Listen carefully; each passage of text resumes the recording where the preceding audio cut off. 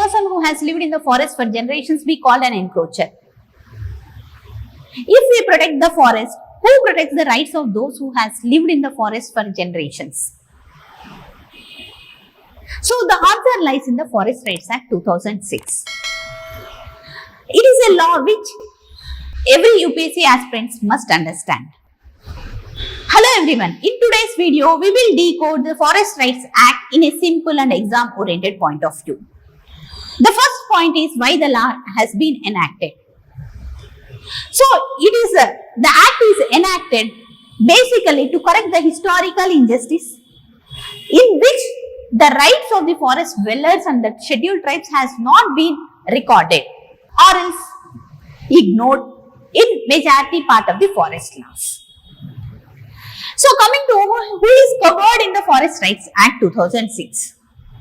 It's basically scheduled tribes who is dependent on the forest and also other traditional forest dwelling communities. Other traditional forest dwelling communities are also covered under the Forest Rights Act 2006.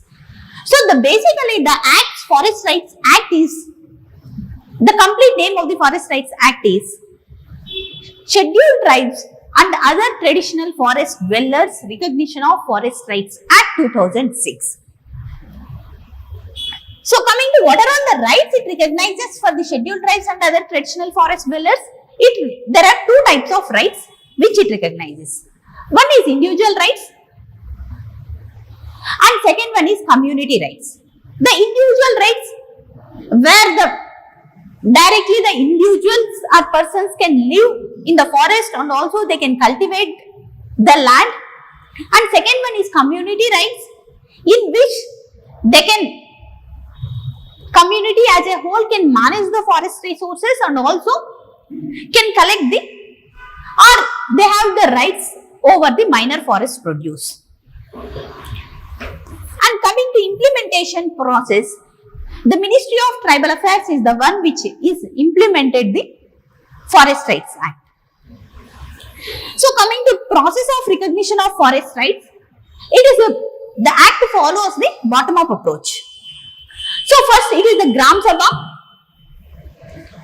which claims the rights and also recognizes the rights who are all living in that village and who can be given the rights.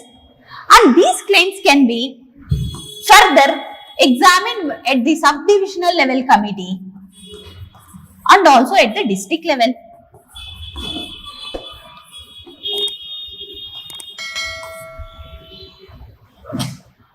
So this is the process as per which the forest rights are recognized.